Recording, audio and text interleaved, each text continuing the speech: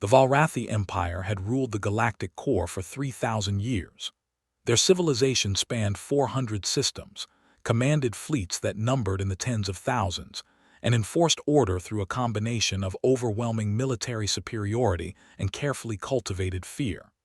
In all that time, across all those worlds, they had never encountered a species that truly surprised them. Every civilization they discovered either bent the knee willingly or was crushed beneath the weight of imperial might. It was not arrogance that made them believe in their invincibility. It was experience. Admiral Corvash stood on the command deck of the Imperial flagship Eternal Dominion, watching the tactical display with the detached calm of a predator surveying prey. Before him, holographic representations of 63 Valrathi warships hung in perfect formation, their sleek hulls bristling with plasma batteries and quantum disruptors. They had been dispatched to this unremarkable sector on the Empire's outer rim to investigate reports of unauthorized settlements. Preliminary scans indicated a primitive species had established colonies on 3 planets without requesting Imperial permission. It would be a simple matter: deploy ground forces, pacify the natives, integrate the survivors into the Empire's vast labor network. The species called themselves humans. Intelligence reports described them as bipedal mammals with limited technological development. They had managed to achieve crude faster-than-light travel only within the last century, a feat that would have been impressive for a younger race but was unremarkable by Imperial standards. Their ships were slow, their weapons primitive, their defenses laughable. Corvash had conquered 47 systems in his career. This would be conquest number 48, and likely the easiest. Lieutenant Vesic, his tactical officer, approached with a data tablet. The young officer's scales rippled with barely contained excitement. For him, this would be his first campaign, a chance to prove himself worthy of his family's military legacy. Corvash remembered that feeling from his own youth, though time and experience had long since tempered such enthusiasm with grim pragmatism. "The humans have responded to our demand for immediate surrender, Admiral. They have declined." Corvash allowed himself the faintest hint of amusement. Declined, as if they had a choice in the matter. He had seen this pattern countless times before. Lesser species always harbored delusions about their ability to resist. They would learn, as all the others had learned, that resistance against the Valrathi Empire was not merely futile but actively suicidal. "What else did they say, Lieutenant?" Vesic consulted his tablet, his expression uncertain. "They stated, and I quote, that they would defend their colonies with every resource at their disposal. They claim to have detected our fleet and are preparing defensive measures. They also warned us that attacking human settlements would be interpreted as an act of war against humanity as a whole." The Admiral's amusement deepened. War. The word meant so little when spoken by creatures who had never faced true military power. These humans had no concept of what war meant on an imperial scale. Their entire civilization was contained within a handful of systems. Their combined military forces likely numbered in the hundreds of ships at most. The Valrathi Empire could bring millions of vessels to bear if necessary, though such overwhelming force would never be required for something so trivial. Inform the humans that they have 1 standard hour to reconsider. After that, we will commence orbital bombardment of their largest settlement. Perhaps watching their cities burn will encourage more rational thinking. Vesic saluted and moved to transmit the message. Corvash turned his attention back to the tactical display, running through the attack sequence in his mind. Standard doctrine called for a brief demonstration of firepower to break enemy morale, followed by a ground assault to secure strategic assets. The entire operation would be concluded within a day, 2 at most. Then they could move on to more important matters. The hour passed with agonizing slowness. Corvash spent the time reviewing intelligence reports on human technology and military capabilities. What he read confirmed his initial assessment. The humans had developed adequate fusion drives and basic energy shields, but their weapons technology lagged behind even the most primitive species in the Empire's database. Their projectile-based kinetic weapons were museum pieces compared to Valrathi plasma artillery. Their missile systems were slow and easily intercepted. Their fighters lacked the speed and maneuverability to threaten modern warships. When the hour expired, Vesic reported that the humans had not responded to the ultimatum. Corvash ordered the fleet to battle stations, watching as his ships adjusted their formations and powered up their weapons systems.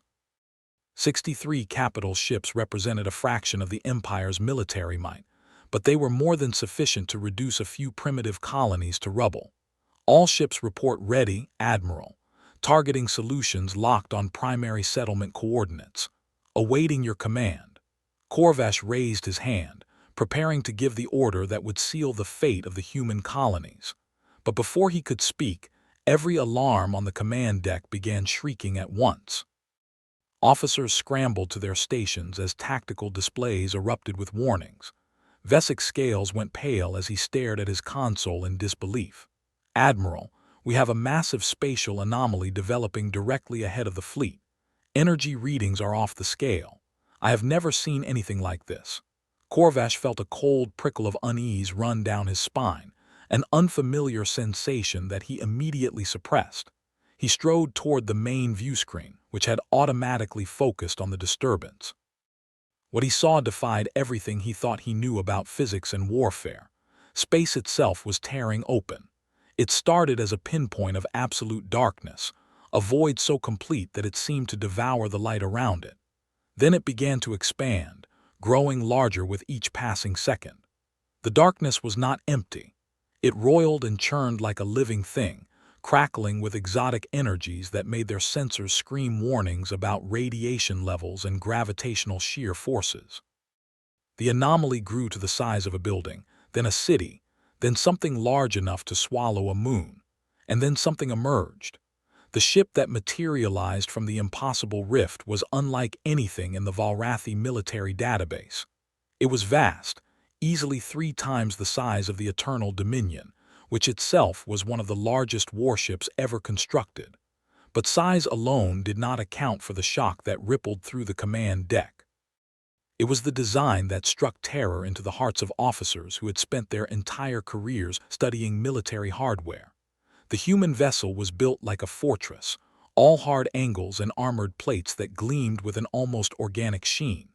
Its hull was studded with weapon emplacements that numbered in the thousands, each one larger than the main batteries on a Valrathi cruiser.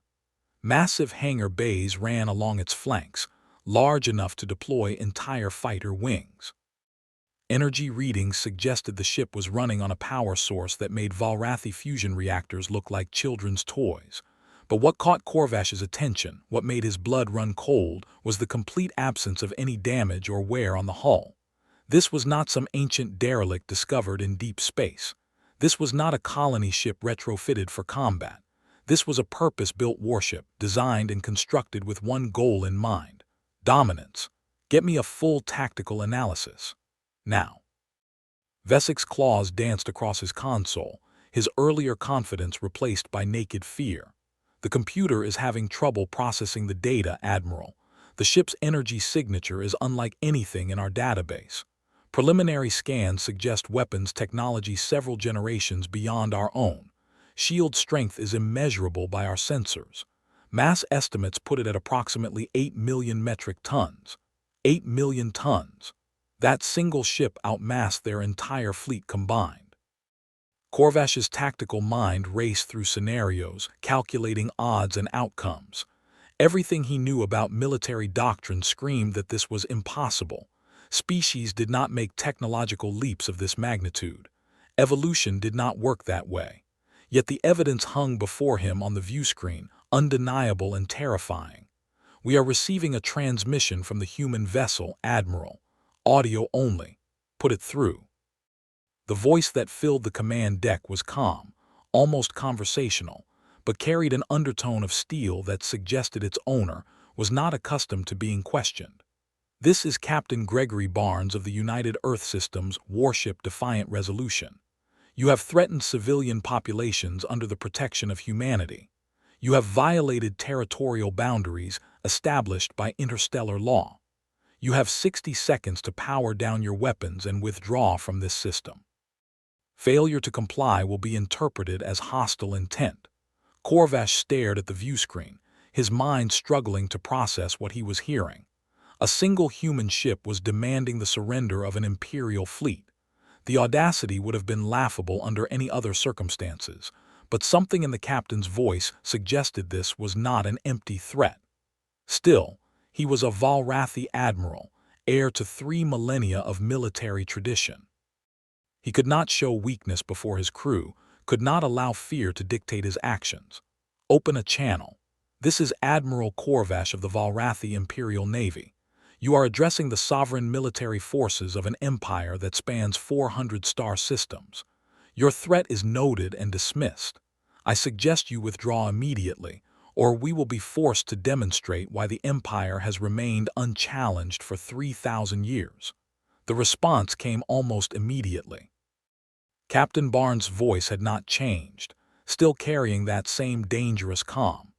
Admiral, I appreciate that this situation must be confusing for you. Your intelligence reports on human capabilities are approximately 150 years out of date. Allow me to provide some updated information. What you are currently facing is a Titan-class battlecruiser, one of 63 identical vessels in the United Earth Systems fleet.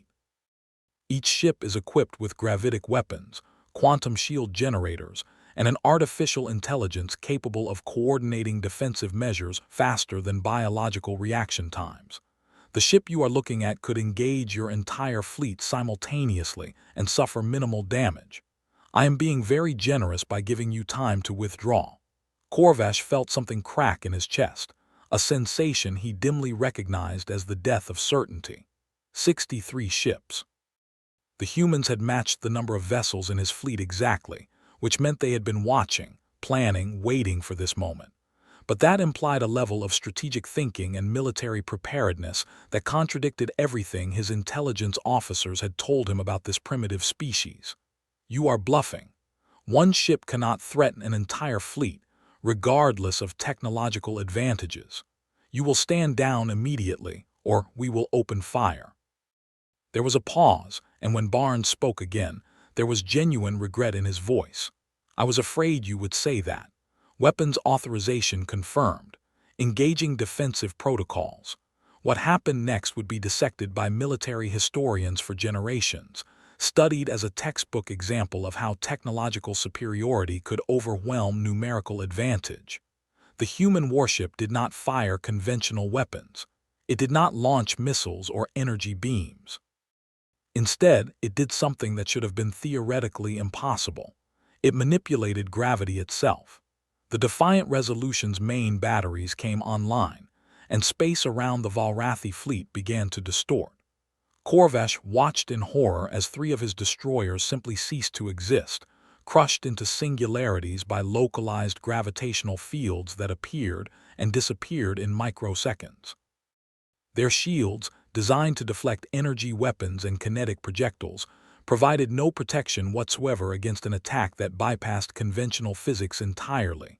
All ships, evasive maneuvers, return fire, concentrate all batteries on that vessel. The Imperial fleet responded with the precision of well-trained professionals. 60 capital ships opened fire simultaneously, unleashing enough destructive power to vaporize a small moon. Plasma bolts, quantum disruptors, and fusion missiles converged on the human warship in a cascade of apocalyptic fury. None of it touched the Defiant Resolution. The human ship's shields were not the electromagnetic barriers that Corvash recognized. They were something far more sophisticated, a quantum field that existed slightly out of phase with normal space-time. Every weapon fired at the vessel simply passed through the shield and detonated harmlessly in empty space beyond. It was as if they were trying to hit a ghost, a phantom that occupied the same coordinates but somehow existed in a different dimension. The Defiant Resolution continued its methodical destruction of the Valrathi fleet.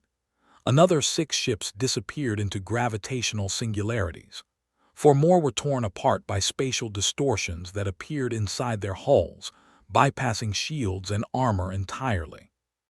A cruiser attempted to ram the human vessel in a desperate suicide charge, only to watch its prow crumple like tissue paper against shields that might as well have been solid neutronium. Corvash stood frozen on the command deck, watching his fleet die. Officers shouted reports that made no sense. Weapons officers reported that their targeting systems could not maintain locks. Navigation officers described spatial anomalies that made evasive maneuvers impossible. Engineering crews frantically rerouted power to shields that were being bypassed by weapons that should not exist. Vesic stumbled toward him, his scales pale with shock. "Admiral, we have lost 19 ships. Our weapons are completely ineffective. We need to withdraw immediately." The Admiral's pride warred with his survival instinct. 3,000 years of imperial dominance demanded that he fight to the last ship, that he die rather than retreat before a primitive enemy. But the tactical officer in him recognized that this was not a battle, it was an execution. The humans were not even trying particularly hard. They were simply demonstrating what their weapons could do, methodically destroying ships with a casualness that suggested they could maintain this pace indefinitely. "Open a channel to the human ship. Captain Barnes, this is Admiral Corvash. I request an immediate ceasefire." The destruction stopped instantly. One moment the Valrathi fleet was dying by degrees, the next they hung in space unmolested. The sudden silence was almost worse than the chaos of battle. It demonstrated just how much control the humans had over the situation, how easily they could kill or spare as they chose. "I am listening, Admiral." Corvash forced the words out, each syllable tasting like ash in his mouth. "We will withdraw from this system immediately. We will file a report with Imperial Command recommending that human space be designated as a prohibited zone. We will not return." Barnes' voice softened slightly, though the steel remained underneath. "That is acceptable, Admiral. However, I need you to understand something very clearly. What you faced today was one ship operating under strict engagement protocols designed to minimize casualties. We could have destroyed your entire fleet in the first 30 seconds of combat. We chose not to because we hoped you would see reason." The Admiral said nothing, waiting for the other shoe to drop. "If the Valrathi Empire attempts another incursion into human space, if you threaten our colonies or our citizens, we will not show such restraint. The next time you see a Titan-class battlecruiser, it will not be alone. You will face 63 of them, along with support fleets that number in the thousands. We have been preparing for this possibility for over a century, Admiral. We watched your empire expand. We saw how you treated species weaker than yourselves, and we decided that when you finally turned your attention toward Earth, we would be ready." Corvash felt the blood drain from his face. A century of preparation. A century of building warships in secret, developing weapons that rendered Imperial technology obsolete, all while maintaining the appearance of a primitive species barely capable of leaving their own solar system. The humans had not been caught unprepared. They had been waiting. "I understand, Captain. Good. Then I suggest you leave before I change my mind about showing mercy. Safe travels, Admiral." The communication ended with a soft click. Corvash turned to Vesic, his voice hollow. "Order the fleet to jump to Imperial space. Maximum speed." The surviving Valrathi ships began powering up their faster-than-light drives, their crews desperate to escape this nightmare. As they prepared to jump, Corvash watched the human warship on his viewscreen. It hung in space like a monument to human ingenuity and ruthlessness, a stark reminder that the galaxy was far larger and far more dangerous than the Empire had ever imagined. Behind that single ship, space was beginning to tear open again. More rifts appeared, smaller but no less terrifying. Through each one came another vessel, identical to the first. Corvash counted them as they materialized, his heart sinking with each new arrival. 10, 20, 30. They kept coming until 63 Titan-class battlecruisers hung in perfect formation, a wall of steel and firepower that could have reduced the entire Valrathi fleet to constituent atoms. The humans had not been bluffing. The Eternal Dominion jumped to faster-than-light travel, followed by the remnants of the once proud Imperial fleet. They left behind 19 gutted hulls, thousands of dead crew members, and the shattered remains of Valrathi military supremacy. The empire that had ruled unchallenged for 3 millennia had just learned a lesson that would reshape the balance of power across the entire galaxy. Humanity was not prey. They were predators who had been patiently waiting for the empire to make the mistake of threatening them. The emergency session of the Valrathi High Command convened 3 days after the disaster at what humans called the frontier colonies. The Grand Hall on the imperial homeworld of Valrath Prime had hosted countless victory celebrations over the centuries, witnessed the planning of successful campaigns across hundreds of worlds. Today it bore witness to something unprecedented in imperial history: defeat. Supreme Admiral Thraken stood before the assembled military leadership, his aged scales dulled by stress and lack of sleep. The holographic display behind him showed tactical recordings of the battle, played on an endless loop. Each viewing made the disaster seem more complete, more humiliating. 63 ships reduced to 44 in less than 10 minutes of engagement. 0 enemy casualties. 0 damage inflicted on enemy vessels. Admiral Korvash sat in the gallery, still wearing his dress uniform from the journey home. He had spent the past 72 hours writing reports, answering questions, and trying to explain the inexplicable to officers who had never faced a superior enemy. Most of them still did not believe his account of the battle. They thought he was exaggerating, that fear had clouded his judgment. But the sensor logs did not lie, and neither did the massive casualties their fleet had suffered. Supreme Admiral Thraken gestured at the hologram, his voice heavy with barely contained fury. "Gentlemen, we are facing a crisis that threatens the very existence of our empire. The species we dismissed as primitives possesses military technology that renders our entire fleet obsolete. Their weapons operate on principles we do not understand. Their defenses are impenetrable by conventional means. And according to Admiral Korvash's testimony, they have been preparing for conflict with us for over a century." One of the younger admirals, a career officer named Drakthar who had never lost a battle, rose to his feet. "With respect, Supreme Admiral, I find these claims difficult to accept. No species makes technological leaps of this magnitude without leaving evidence. Our intelligence network spans the entire galaxy. If the humans had been building a secret military fleet, we would have detected it." Thraken's eyes narrowed. "Then explain the sensor recordings. Explain the 19 ships we lost. Explain how a single enemy vessel survived concentrated fire from 60 capital ships without sustaining damage." Drakthar hesitated, clearly uncomfortable with the direction of the conversation. Perhaps the recordings were falsified. Perhaps this is an elaborate deception designed to make us fear an enemy that does not truly exist. Korvash could not remain silent any longer. He stood, his voice cutting through the murmur of skeptical officers. "I was there, Admiral Drakthar. I watched my ships die. I saw weapons that should not exist, shields that phase through normal space, artificial intelligence that predicted our tactical responses before we made them. This was not a deception. This was a demonstration of power, and we were fortunate that the humans chose to show restraint." Another officer, a grizzled veteran named Korvan, spoke up from the back row. "If what you say is true, Admiral Korvash, then we must determine how the humans achieved such advancement. Species do not evolve this quickly. There must be external factors we are missing." Supreme Admiral Thraken activated another hologram, this one showing a timeline of human technological development. "Our intelligence division has spent the past 3 days analyzing everything we know about human civilization. What they discovered is troubling. According to our oldest records, humans achieved spaceflight approximately 200 years ago. Within 50 years, they had established colonies on multiple planets in their home system. Within a century, they developed faster than light travel. That is not unusual," one officer noted.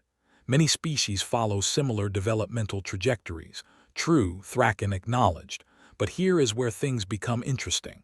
Approximately 150 years ago, all human expansion suddenly stopped. They stopped establishing new colonies.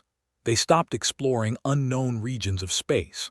All commercial traffic dropped to minimal levels. Their military budget increased by 3,000% almost overnight. The implications hung in the air like a physical weight. Corvash felt his stomach tighten as he realized what the Supreme Admiral was suggesting. They knew we were coming. Exactly, Thraken confirmed. 150 years ago, the humans detected the expansion of our empire into neighboring sectors. They observed how we dealt with species who refused to submit. And they made a decision that few civilizations have the courage or foresight to make. They stopped expanding outward and started building inward. Every resource, every scientific mind, every industrial facility was redirected toward a single goal: survival. The hologram shifted to show human industrial complexes, massive orbital shipyards hidden in asteroid fields and gas giant atmospheres, research stations buried deep beneath planetary surfaces, military academies training generation after generation of officers who would never see combat until the Empire finally came knocking.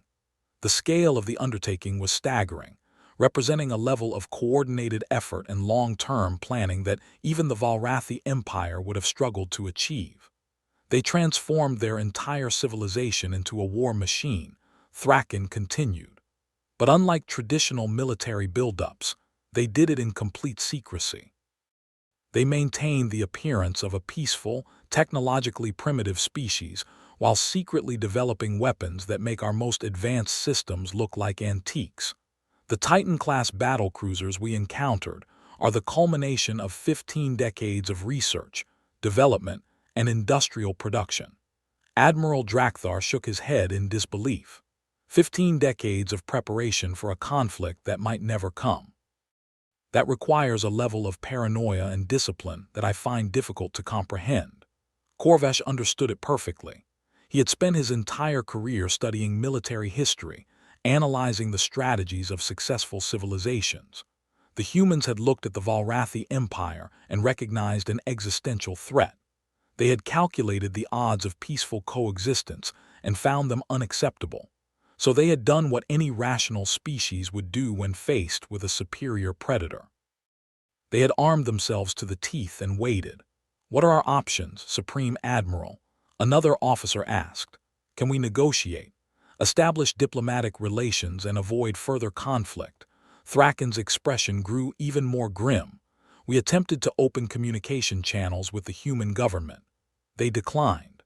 Their official response was that the Valrathi Empire has demonstrated through its actions that it does not negotiate in good faith with species it considers inferior. They stated that any further Imperial vessels entering human space will be destroyed without warning. They also warned that if we attempt to attack Earth itself, they will respond by targeting Valrath Prime." The room erupted in outrage. Officers shouted over each other, their scales flashing with anger and fear. The idea that anyone would dare threaten the Imperial homeworld was almost incomprehensible. For 3,000 years, Valrath Prime had been untouchable, protected by layers of military might that no enemy could penetrate. But the tactical recordings on the hologram suggested that the humans could make good on their threat. Thraken raised his hand for silence. The gesture took several minutes to have effect, but eventually the chamber quieted. "We must consider our strategic position carefully. The humans have demonstrated technological superiority. They have shown willingness to use force to protect their interests, and they have made clear that they will not submit to imperial authority. This leaves us with 3 options." He ticked them off on his clawed fingers. "First, we could attempt a full-scale invasion of human space with overwhelming numbers. Throw everything we have at them and hope that quantity can overcome quality. Second, we could accept their territorial claims and avoid human space entirely, effectively ceding that region of the galaxy to their control. Third, we could accelerate our own research programs, attempt to close the technological gap, and revisit the question of conflict in a few decades when we are better prepared." Admiral Corvin spoke carefully, choosing his words with obvious deliberation. "Supreme Admiral, with all due respect, I believe the first option is suicide. We saw what one human warship could do. If they truly have 63 of those vessels plus supporting fleets, we would be sending millions of our people to their deaths. The second option is politically untenable. The Empire has never retreated before a lesser species. Our subject worlds would see it as weakness and might rebel, which leaves the third option. Thraken agreed, but even that presents significant challenges. According to our best estimates, the humans are at least 2 centuries ahead of us in military technology. Closing that gap will require resources, time, and intellectual capital that we may not possess. It will also require us to fundamentally rethink our approach to technological development. We have relied on conquest and assimilation for too long. We have grown complacent. Corvash listened to the debate with a growing sense of inevitability. The Valrathi Empire had built its power on the assumption that it would always be the strongest force in any given conflict.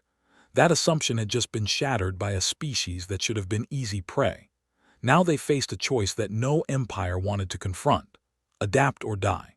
He raised his hand, waiting for recognition. When Thraken nodded, he stood and addressed the assembly. "Supreme Admiral, honorable officers, I would like to propose a fourth option. One that acknowledges our current disadvantage while preserving our long-term strategic interests." The room fell silent, all eyes turning toward him. Corvash felt the weight of their attention but forced himself to continue. "We should attempt to establish diplomatic relations with humanity, but not from a position of supplication. We should offer them something they need in exchange for something we need. Specifically, we should propose a non-aggression pact that includes technology-sharing provisions." Drakthar snorted derisively. "Why would the humans share technology with us? They hold all the advantages. Because they are not as secure as they want us to believe," Corvash replied. "Think about it logically. They spent 15 decades preparing for conflict with us, which means they diverted enormous resources away from other priorities. Their civilian economy must have suffered. Their exploration efforts ceased. Their scientific research was militarized. They won the battle, but they are likely economically exhausted."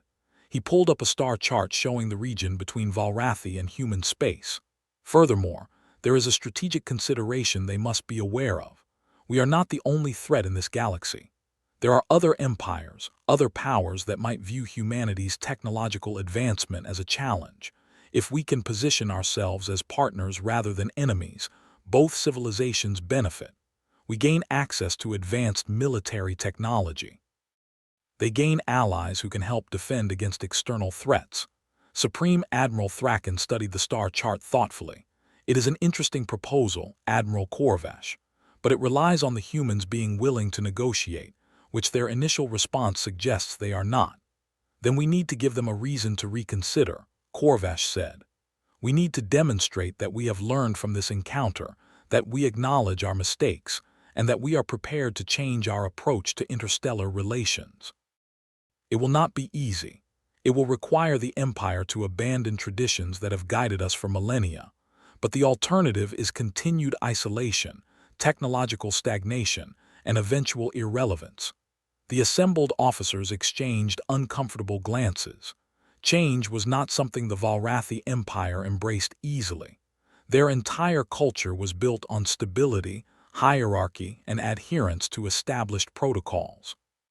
What Corvash was proposing was nothing less than a revolution in imperial policy. Supreme Admiral Thraken stood silent for a long moment, his eyes distant as he considered the implications. Finally, he spoke. "Admiral Corvash, you will lead a diplomatic mission to human space. Your objective is to establish formal communication channels with their government and explore the possibility of a non-aggression treaty. You will be granted full authority to negotiate on behalf of the Empire, within parameters we will establish." He turned to address the entire assembly. "This will not be a simple matter of sending an envoy and hoping for the best.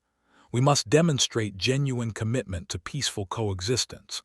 I am therefore ordering the immediate withdrawal of all Imperial forces from sectors bordering human space. We will establish a demilitarized buffer zone and make no further territorial claims in that region. This will serve as evidence of our sincerity." The announcement sparked another round of protests, but Thraken cut them off with a sharp gesture. "Enough. We are at a crossroads, gentlemen. We can continue as we have, clinging to outdated notions of imperial supremacy while the galaxy evolves around us. Or we can adapt, learn, and ensure that the Valrathi Empire remains relevant for another 3,000 years. I know which option I prefer. Corvash felt a strange mixture of dread and anticipation. He had just been handed one of the most important diplomatic assignments in imperial history, a mission that could reshape the balance of power across multiple star systems. Success would cement his legacy as the admiral who saved the empire from destruction. Failure would likely result in renewed conflict and the eventual collapse of everything his people had built. No pressure, he thought grimly. The diplomatic courier ship entered human space 2 weeks later, broadcasting peaceful intentions on all standard frequencies. Corvash sat in the small vessel's command chair, accompanied by a skeleton crew of officers who had volunteered for what most considered a suicide mission. They had been intercepted by human patrol craft within minutes of crossing the border, sleek destroyers that shadowed their every movement with weapons locked but not yet fired. The humans had been professional but cold, demanding documentation of their purpose and subjecting the courier ship to extensive sensor scans. Corvash had submitted to every indignity with as much grace as he could muster, understanding that trust would have to be earned rather than assumed. After 3 days of security checks and diplomatic verification, they had finally been granted permission to dock at Unity Station, humanity's primary diplomatic facility. The station itself was impressive, a massive orbital construct that served as both a meeting place for interstellar diplomacy and a not-so-subtle reminder of human engineering capabilities. Its defensive systems alone would have been enough to fend off a small fleet, and Corvash had no doubt that there were hidden weapons scattered throughout the structure. He was met at the docking bay by a human woman named Claire Henderson, who introduced herself as the Secretary of Interstellar Relations. She was middle-aged by human standards, with gray-streaked hair and the kind of calm, measuring gaze that suggested she had seen her share of difficult negotiations. Her handshake was firm, her smile polite but distant. "Admiral Corvash, welcome to Unity Station. I understand you have requested a diplomatic audience with representatives of the United Earth Systems government. That is correct, Secretary Henderson. I come bearing an official proposal from the Valrathi High Command. We wish to discuss the possibility of establishing formal relations between our civilizations." Henderson gestured for him to follow as she led him through the station's pristine corridors. "I will be honest with you, Admiral. There is significant skepticism within our government about the sincerity of this overture. Your empire has a long history of aggressive expansion and subjugation of less powerful species. Many of my colleagues believe this is simply a delaying tactic while you prepare for another invasion." Corvash appreciated the directness. "I understand their concerns, Secretary. They are not without merit, but I would ask you to consider our actions since the confrontation at the frontier colonies. We have withdrawn our forces from all sectors bordering human space. We have established a demilitarized buffer zone. We have ceased all territorial expansion in your direction.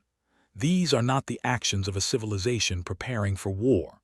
They entered a conference room with floor-to-ceiling windows that looked out over the curve of a nearby planet. The view was stunning, but Corvash forced himself to focus on the task at hand.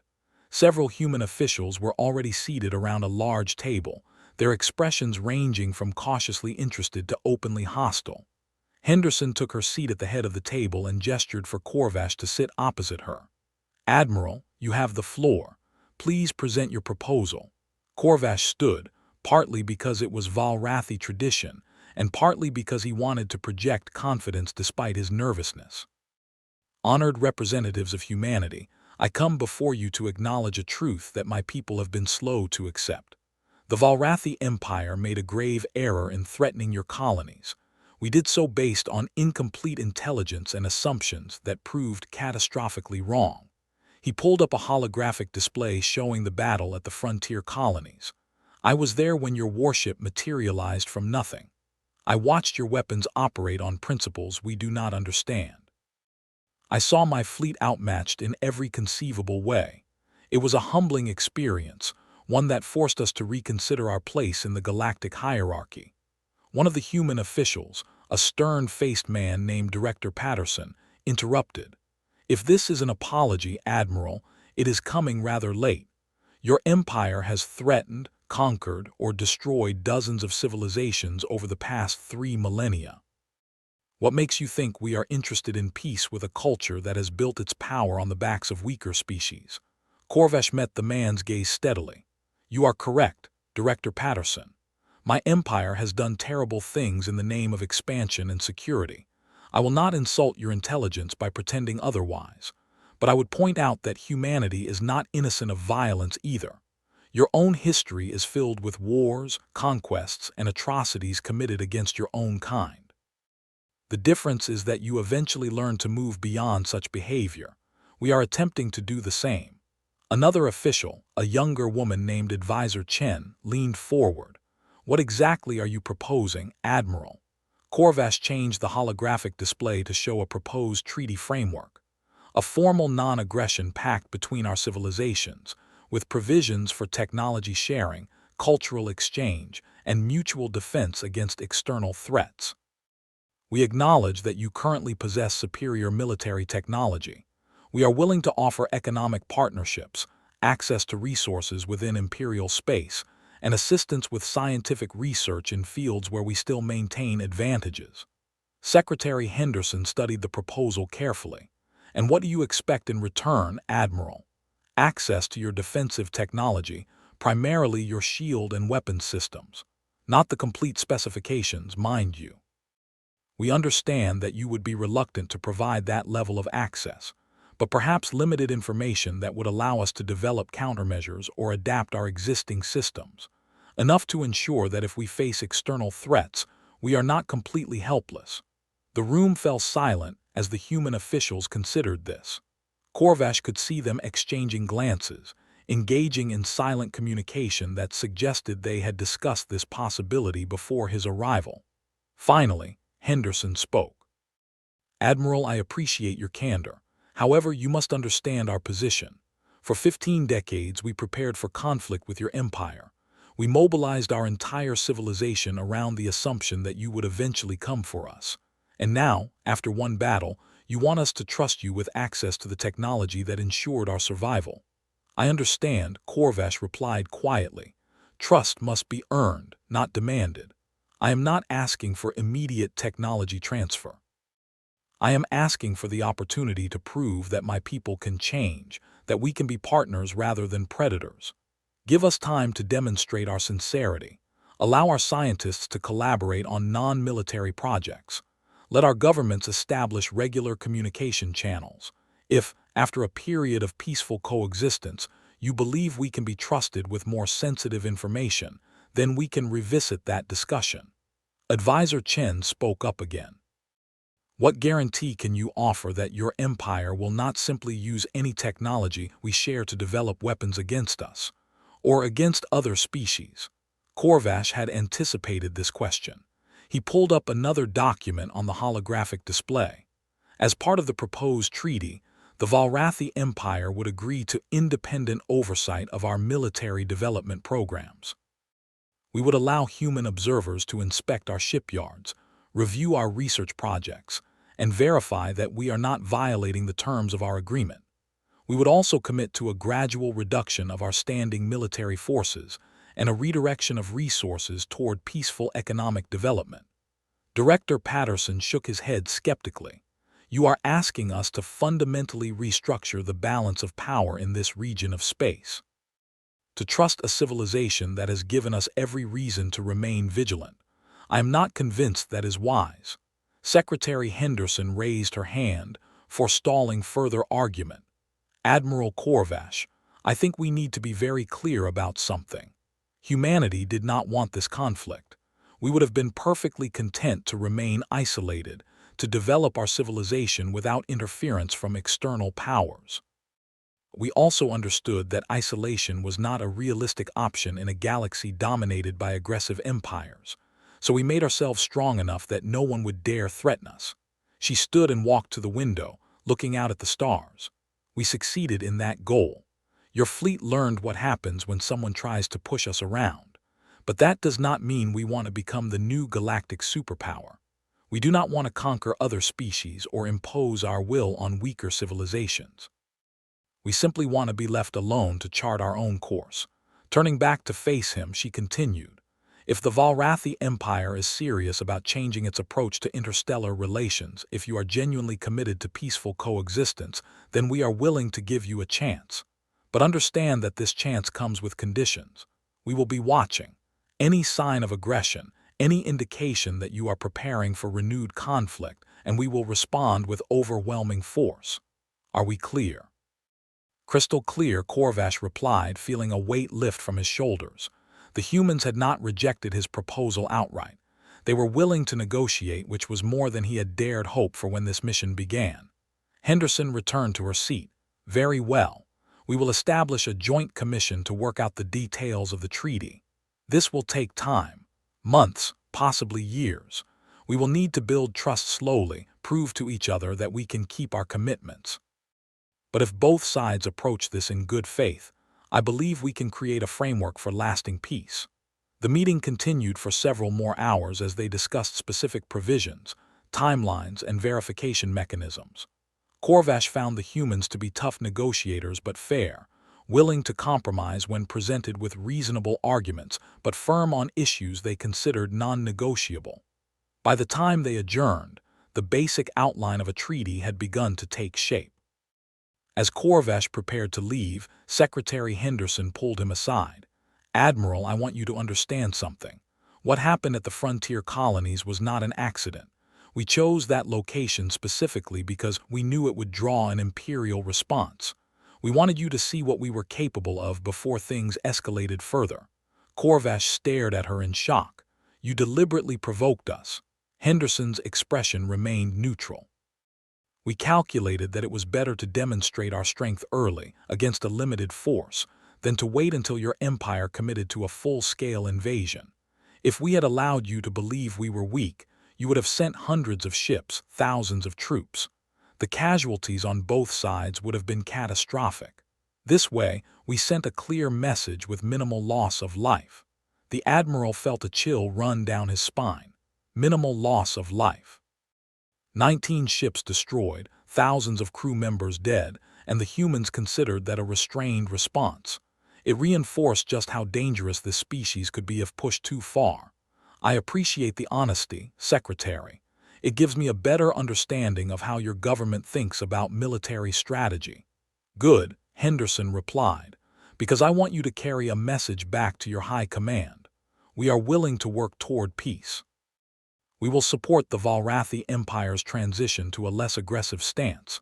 But if you ever threaten our people again, if you ever give us reason to believe that negotiations were simply a stalling tactic, we will not show mercy.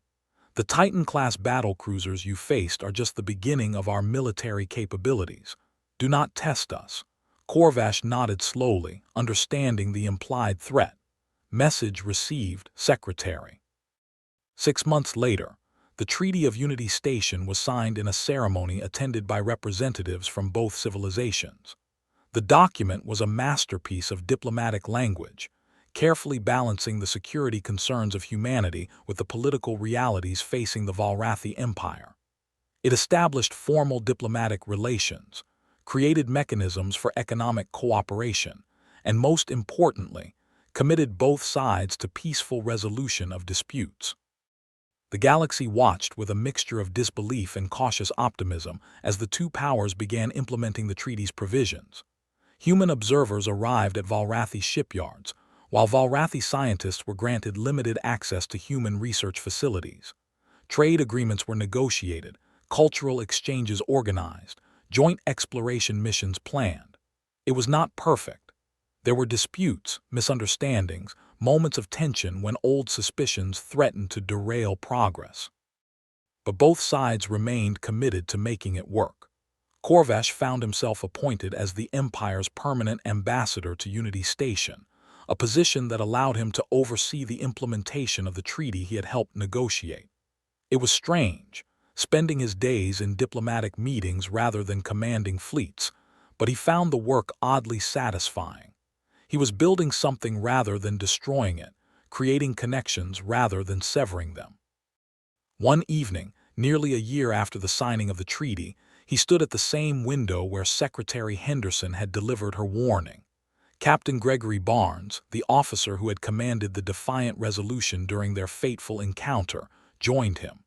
They had developed a wary friendship over the months, built on mutual respect and an understanding of what could have been. "Beautiful, isn't it?" Barnes commented, looking out at the stars. "Hard to believe we almost destroyed each other over territorial disputes that seem so petty now."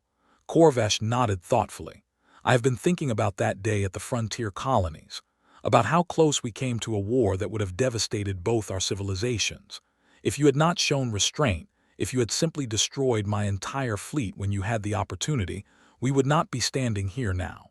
Barnes smiled faintly. "Restraint was a calculated decision, Admiral. We knew that completely annihilating your fleet would have left the Empire no choice but to seek revenge. By leaving survivors, by giving you the opportunity to retreat, we created space for diplomacy. Sometimes the best victory is the one that prevents future battles." The Valrathi admiral considered this. "In my culture, we have a saying: the greatest general is the one who wins without fighting. I never truly understood what that meant until I met you humans. You prepared for war with an intensity and dedication that few species could match. But when the moment came, you chose peace. That required a different kind of courage." Barnes turned to face him directly. "Can I ask you something, Admiral? What would you have done if our positions had been reversed? If the Valrathi Empire had possessed technological superiority, would you have shown the same restraint?" Corvash was silent for a long moment, wrestling with the question honestly. "A year ago I would have said yes without hesitation, but I would have been lying to you and to myself. The truth is that my empire was built on conquest and subjugation. We believed that might made right, that superior power justified whatever actions we took. If we had encountered a weaker species, we would have crushed them without a second thought." He met the captain's eyes. "But that is precisely why this treaty is so important. You did not just defeat us militarily. You challenged our fundamental assumptions about how civilizations should interact. You showed us that there is another way, a better way. And for that, you have my gratitude." Barnes extended his hand in the human gesture of friendship that Corvash had learned to appreciate. "To better ways, Admiral, and to the hope that other species can learn the same lessons without the need for conflict." Corvash clasped the offered hand firmly. "To better ways, Captain." As they stood together looking out at the stars, the Valrathi admiral reflected on the journey that had brought him to this moment. The Valrathi Empire had ruled for 3,000 years, building its power on the broken backs of conquered species. But in a single day, a single battle, that entire edifice had come crashing down. Not because humanity had destroyed them, but because they had offered something far more dangerous than military defeat. They had offered hope. The human warship that materialized from nothing had not just been a weapon. It had been a message, a declaration that the old order was ending and a new one beginning. The Galactic Empire had never reacted in time because they had been looking for threats they understood. They had not anticipated that their greatest challenge would come not from force of arms, but from a vision of what the galaxy could become. Now, as the treaty began to reshape interstellar relations across multiple sectors, other species were watching with intense interest. Some saw opportunity, others saw danger, but all recognized that something fundamental had changed. The age of unopposed empire was over. The age of cooperation, however tentative and fragile, had begun. And at the center of it all stood humanity, the species that had been dismissed as primitive but had proven themselves to be anything but. They had not sought galactic dominance. They had simply demanded the right to exist on their own terms, and in doing so, they had changed everything. Corvash smiled as he watched a human transport ship dock at the station, carrying the latest group of cultural exchange participants. The future was uncertain. There would be challenges ahead, setbacks and conflicts that would test the fragile peace they had built. But for the first time in his long military career, He felt genuine hope that those challenges could be met without resorting to violence. The humans had taught the galaxy an important lesson. Strength was not just about weapons and warships. It was about the wisdom to know when to fight and when to seek understanding. It was about the courage to show restraint even when you held overwhelming power. And most importantly, it was about the vision to see past immediate conflicts toward a future where all species could thrive. As the stars shone steadily beyond the window, Corvash wondered what other surprises this remarkable species had in store for the galaxy. Whatever came next, he was certain of one thing: the universe would never be the same again. And perhaps, just perhaps, that was exactly what it needed.